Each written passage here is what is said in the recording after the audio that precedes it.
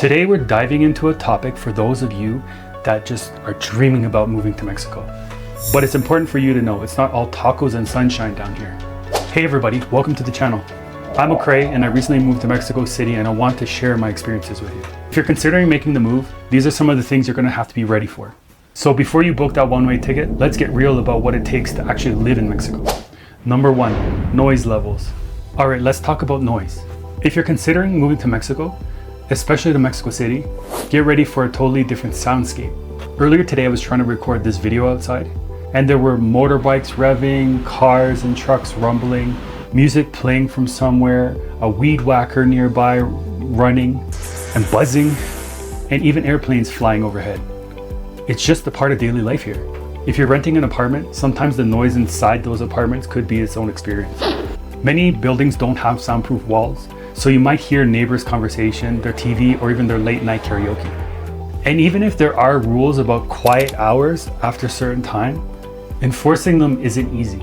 People here love to celebrate, and during holidays like Christmas, you can expect parties with loud music lasting well into the morning.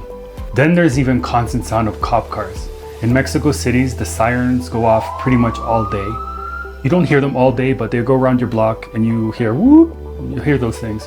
Almost like they're trying to make their presence clear to the bad guys that they're around. And in the evening, it's common for people to put their dogs outside, adding plenty of barking to the mix. So if silence is a must for you, this might be a bit tough.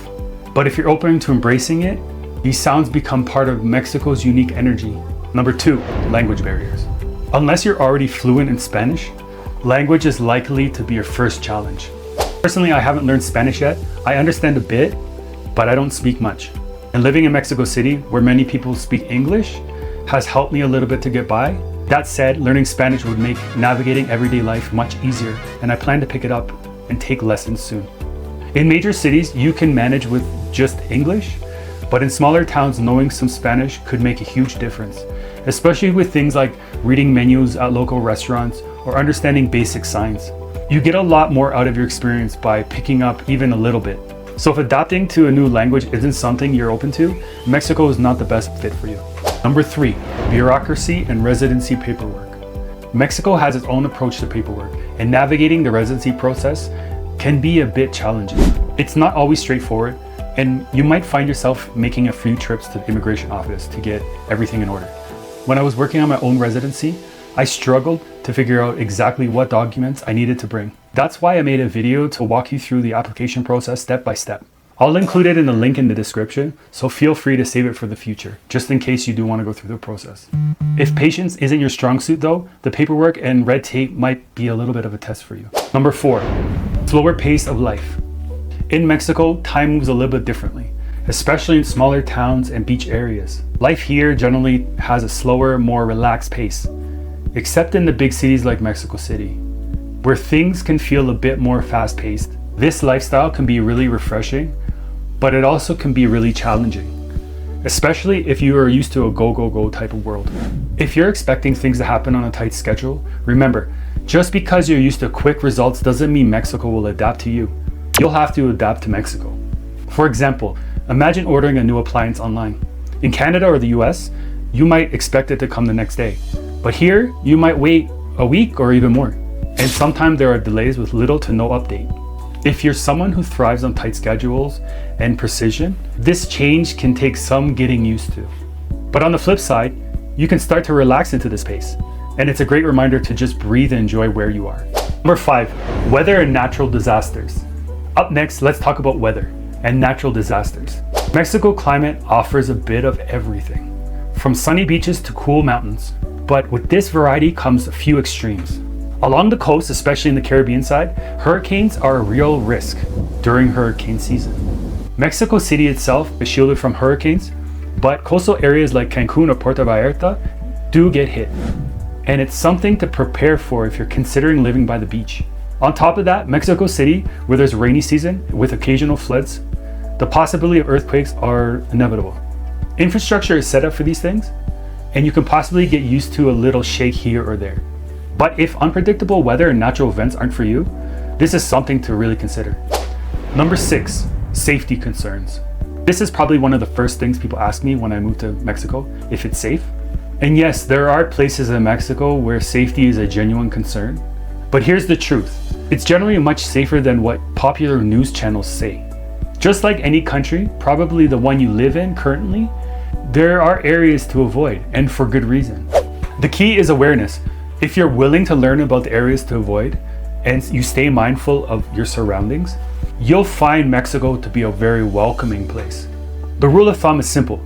Don't go looking for trouble, and trouble is unlikely to find you.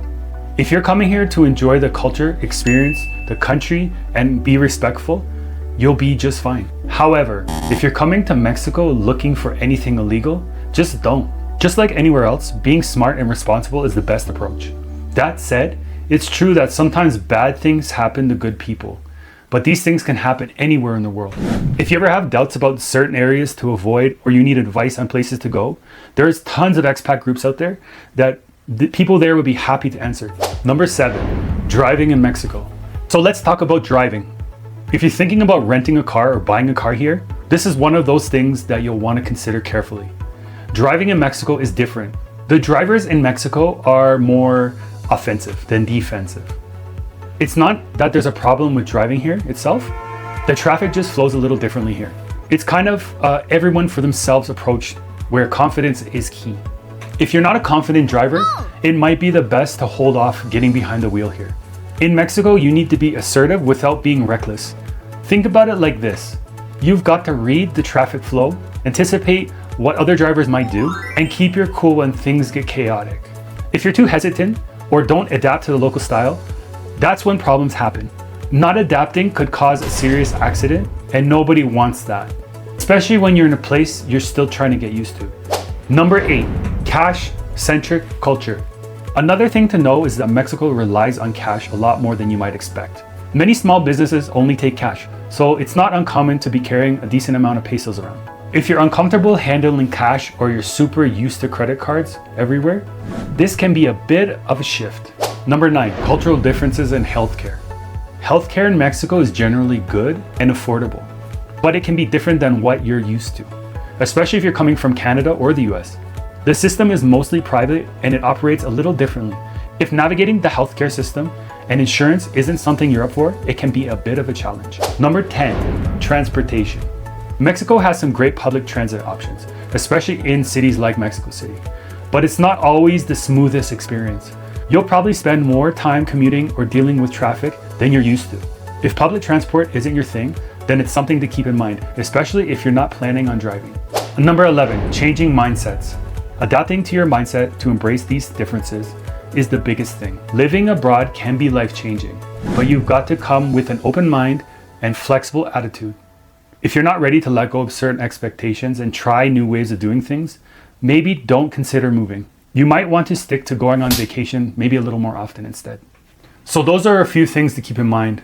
Mexico is an amazing place, but it's not everybody's cup of tequila. If these challenges sound like something you can handle, then you're in for an unforgettable experience.